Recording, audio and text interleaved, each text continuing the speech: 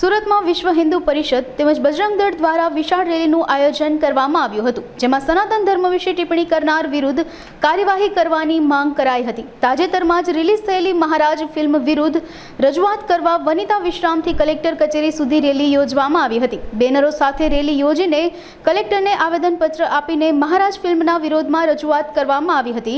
આ રેલીમાં વિશ્વ હિન્દુ પરિષદ તથા બજરંગ દળના કાર્યકરો મોટી સંખ્યામાં મહિલાઓ તેમજ સંતો જોડાયા હતા। વલ્લભરાયજી મારું નામ છે અને અત્યારે આ વિશ્વ હિન્દુ પરિષદ, બજરંગ દળ અને બીજા હિન્દુ સંગઠનો અને હિન્દુ સમાજના દ્વારા આ અત્યારે રેલી કાઢવામાં આવી રહી છે, જેનો મૂળ ઉદ્દેશ છે કે જે અત્યારે મહારાજ નામની ફિલ્મ જે સનાતન ધર્મના અનુયાયીઓની ભાવનાને આહત કરનારી, લાગણી દુભાવનારી ફિલ્મ આવી છે, એ ફિલ્મને બેન કરવા માટે અને એ ફિલ્મ જેના આધારે બની છે એમ કહેવાય છે તે સૌરભ શાહનું મહારાજ નામનું જે પુસ્તક છે એ બંનેને બેન કરવા માટે ગવર્મેન્ટને સુધી અમારો અવાજ પહોંચાડવા માટેની આ રેલી છે। ગવર્મેન્ટ પાસે એવા સ્વતંત્ર પાવર્સ છે કે જે પાવર્સનો ઉપયોગ કરીને એ આવા પુસ્તક અને ફિલ્મને બેન કરી શકે છે।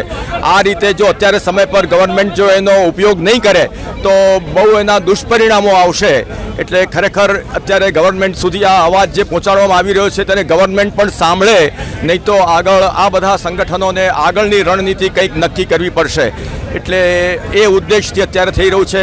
સૌરભ શાહના પુસ્તકની અંદર ભગવાન કૃષ્ણને માટે બહુ અનર્ગલ પ્રલાપ કરવામાં આવ્યો છે, જે આપણા ભારત દેશની અંદર રામ અને કૃષ્ણ એમના ઉપર પ્રહાર થતા પુસ્તકો અને ફિલ્મો લખાઈ રહી છે। હમણાં જ જે અન્નપૂર્ણા ફિલ્મ આવી જેમાં ભગવાન રામને અભક્ષ્ય ભક્ષણ કરતા દેખાડવામાં આવેલા, અને આ પુસ્તકની અંદર પણ ભગવાન કૃષ્ણને માટે જે ભગવાનની દ્વારિકા લીલા છે એ દ્વારિકા લીલા માટે પણ બહુ અનર્ગલ પ્રલાપ કરવામાં આવ્યો છે। ભગવાનના 16,000 પટરાણી જે દ્વારકાની લીલાની અંદર પ્રસિદ્ધ છે એને માટે બહુ અનર્ગલ પ્રલાપ સૌરભ શાહે કરેલો છે।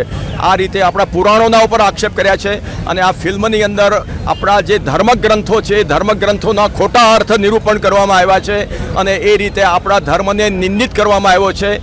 એ સમયની અંદર પણ બ્રિટિશરોના સમયની અંદર બ્રિટિશરોનું એક જ ઉદ્દેશ હતો કે આ ભારત દેશને બેકબોન સમાન જે એનો જે સ્પિરિચ્યુઅલ જે એનો વારસો છે અને એની જે સભ્યતા છે એના ઉપર આઘાત કરો, અને એના જ અનુસંધાનમાં જે સલાહ એ લોકોને લોર્ડ મેકેલેએ આપેલી એના જ અનુસંધાનમાં આ ડિવાઇડ એન્ડ રૂલની પોલિસીથી કરસન મૂળજી અને નર્મદ જેવા લોકોનો ઉપયોગ કરીને જે લોકો આંગ્લ સંસ્કૃતિથી પ્રભાવિત થઈને આપણી સંસ્કૃતિના વિરોધી બની ગયેલા એ લોકો, જેનું હજી સાચું સ્વરૂપ કોઈને ખબર નથી, સાચું એમનું જે સ્વરૂપ હતું તે ખબર નથી, જે ઇતિહાસને વાંચવાથી ખ્યાલ આવશે। એટલે એ રીતે જે આ બધા જે વખતે જે કેસ લડાયા એ કેસની અંદર પણ એક તરફી આખું નિરૂપણ કરવામાં આવેલું, એક તરફી આ બધી આખી ઘટનાઓ બનેલી, અને જો એ ઘટનાને સાચી માનીને જો એની અંદર કલ્પનાની અંદર ઇસ્ત્રી ફેરવીને જો રજૂઆત કરવામાં આવે તો આપણે ભગતસિંહને શું સમજવા? ભગતસિંહને જે વખતના જમાનાની અંદર જે નિર્ણય આપવામાં આવ્યો વીર સાવરકર માટે અને જેટલા પણ સ્વાતંત્ર્ય સેનાનીઓ માટે જે નિર્ણયો આપવામાં આવ્યા, શું એને આપણે સાચા માનીને એના ઉપર ફિલ્મ બનાવી અને એ રીતે આપણે પ્રસ્તુત કરવી? એટલે એ જેમ ઉચિત નથી તે રીતે આ રીતે ધર્મને નિંદિત કરતું જે તે વખતનું જજમેન્ટ આવેલું, જેમાં એ બે અંગ્રેજ જજોએ ભગવાન કૃષ્ણને માટે પણ બહુ જ ખરાબ રિમાર્કો આપેલા, આપણા ધર્મગ્રંથો માટે પણ બહુ ખરાબ રિમાર્કો આપેલા, આપણા જે ભક્તોના દ્વારા ભગવાન કૃષ્ણને માટે ગાવામાં આવતા જે બધા સોંગ્સ વગેરે છે તેને માટે પણ બહુ ખરાબ રિમાર્કો આપવામાં આવેલા। એટલે એવી વસ્તુને કઈ રીતે ચલાવી લઈ શકાય? અત્યારે આખો આ સનાતન ધર્માવલંબી જે હિન્દુ સમાજ અને હિન્દુ યુવા જે અત્યારે જાગૃત થયો છે તેના ઉપર આવરણ લાવવાને માટે અને એને વિમુખ કરવાને માટેના આ બધા પ્રયાસો થઈ રહ્યા છે। બહુ મોટી શક્તિઓ એની અંદર કામ કરી રહી છે। એટલે સરકારશ્રીએ આના પર સમય સૂચકતા વાપરીને પોતાના અધિકારોનો ઉપયોગ કરવો જોઈએ એવી આ રેલીની માંગ છે। તેને માટે અત્યારે આવેદનપત્ર કલેક્ટર કચેરીની અંદર આપવા જઈ રહ્યા છે।